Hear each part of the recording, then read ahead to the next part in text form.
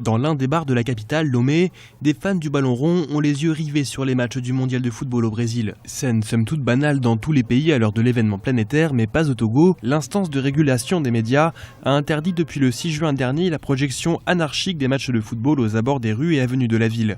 Une décision que les passionnés de football ne comprennent toujours pas.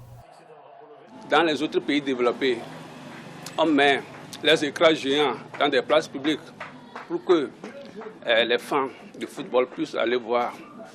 Eux, ils n'ont rien fait du tout. Mais ils interdisent que les gens montrent les films dans les bars pour que la jeunesse puisse aller voir. Moi, ce que j'allais dire là-bas, c'est qu'ils ne veulent pas l'abolition du football au Togo.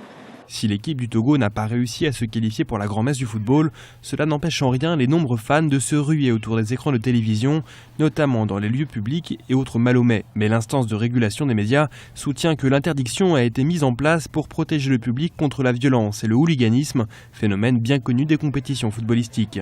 C'est pour la sécurité du citoyen. Lorsque le trottoir qui est réservé aux piétons est occupé, il ne reste que la chaussée. Or, la chaussée n'est pas réservée aux piétons. La chaussée est réservée aux engins roulants.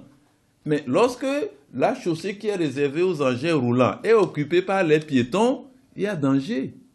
Voilà notre préoccupation. Une situation qui pousse donc les débiteurs de boissons à s'exposer à de lourdes amendes et autres pénalités. Reste que les résultats décevants des équipes africaines en phase de poule risquent progressivement de rendre ces lieux publics déserts.